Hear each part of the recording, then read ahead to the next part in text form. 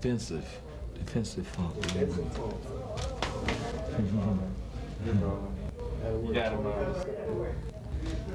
Okay, George, your fans are really excited about seeing you here tonight. Why don't you tell us some of the stuff you've been doing and why you're taking this time to go? I put it like this. Yeah. Funk is dead is what they said while sitting around cheating at pool. The bags were bagging and they were bragging. Tell the truth, they were looking real cool.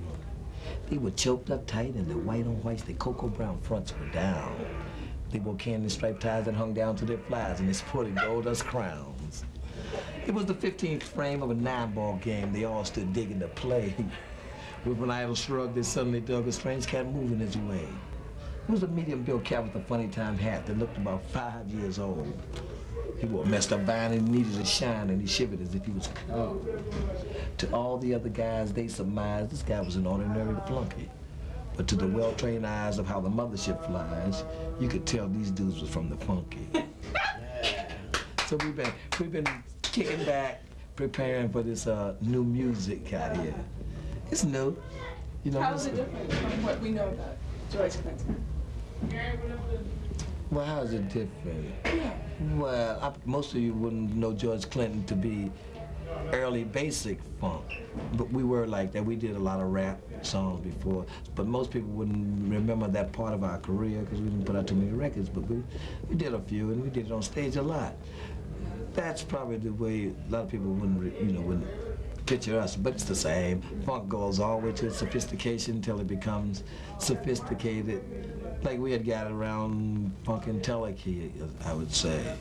You know, like respect, all of that started getting sophisticated. So when we took our break, it took it back to square one. Basic funk, beat on a box, beat on a pan. This time, instead of beating on a pan or a box, they scratched the records. You've influenced a lot of people in this past. 3, 2, 1, you got it. All right. In the past decade, you've influenced a lot of artists. Do you think they give you enough credit for your sound? Oh, more than enough credit. I mean, that's what's got us back out here right now, with the help of Prince. I mean, that's the best credit that I could have gotten, because I always tried to perpetrate relationships with other musicians as opposed to battle of the groups. We always tried to make sure that we didn't have those hassle with other bands about time, who goes on first. We just sooner go on first or last, you know. And so I think they've given us more credit than we could have asked for just by being that kind of nice, you know, to us. Plus, everybody that either sample something or sing funk gave, you know what I mean, it was almost embarrassing for a while. Some people I didn't even know. I thought it was like commercial to say George Clinton helped or something. But I can understand the freedom that we showed people that they could take hold to, that they could respect and, you know, give us the action. Oh yeah, we got more than a share of credit. I think we know how to use it too.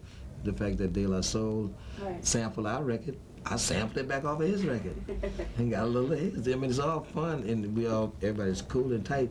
I think that's what we did. Why Should I Dog You Out? For what? I mean, just being around here this long I'm grateful as all hell. And I think the fact that we're around here is that people remember us. And the only way they do that is by giving up the credit that, hey, the P-Funk was them guys and blah, blah, blah. And it's the same band that's, you know, all around. At one time or another, everybody in the band is back at one time or another. Maybe you don't get everybody at all times, but once you're in Funkadelic, you got the highest kind of habit you can have.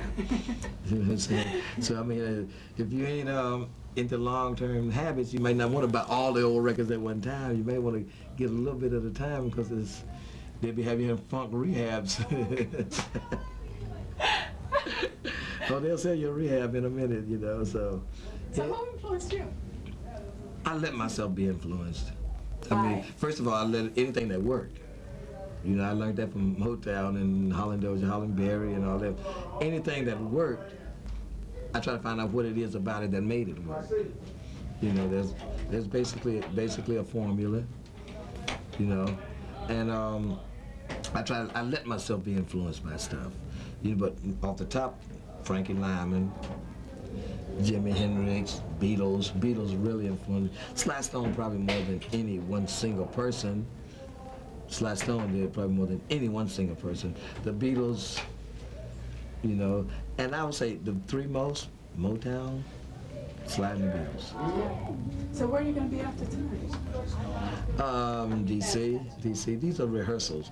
We did 3 shows the last 3 nights. Hadn't seen each other. Some of us up to 4 years, and some of them, you know, we've seen at gigs here or there, and because we haven't been playing. You know, I've been cutting a lot of records, and I call 4 or 5 people in at a time, but I haven't seen everybody.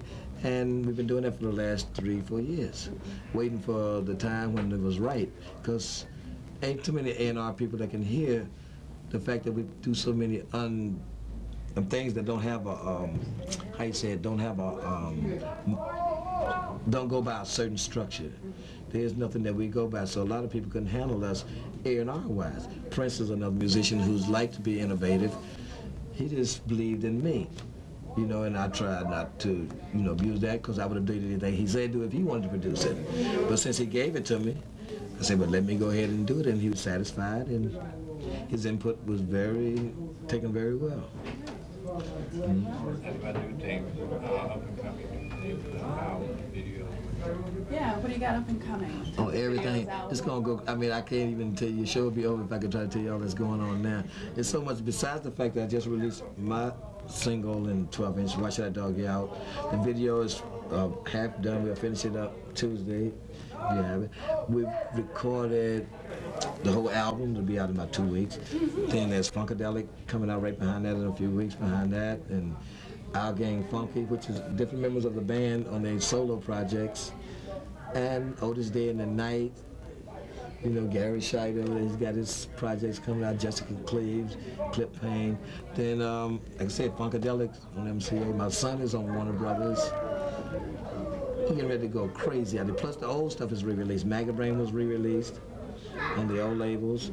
And we're gearing up to do a lot of film and stuff. We got all kinds of scripts that we've been saving for years. The Mothership, The Clones. I mean, we planned this 20 years ago. We knew it wouldn't be right and worked for 20 years. You know, we waited for this. We did. That's why we could afford to go so crazy, because we know it wouldn't be like, say, B.B. Kingdom was in '69 for another 20 years. I saw him, I guess, around 40 years old. He was getting an award. I said, what the hell am I in a hurry for? I was 28. I had all this time, so we just planted all the things that we wanted to grow for that length of time, and we did them. So now the nostalgic part is trying to take over, but we here funking in real life. I want to be Jimi Hendrix as opposed to, say, Chuck Berry and them, when everybody was singing their stuff and playing their stuff. I want to be in the position of Jimi Hendrix as opposed to, oh yeah, that's what they did. They used to do that, and blah, blah, blah, blah. Yeah, we used to do that, and cool, fine. You know, but we funkin' funk, you know, evermore. You know, we ain't gonna stop. Out of nostalgia, my, you know what? Boom. Is there anything you want? Irish Hold setter. on. Okay, now we go. Mother was a pedigreed, a better breed of Irish setter. Dad, though without a breed, together they had 7 in the litter. Why should I dog you out? Roof. Thank you. Thank you very much.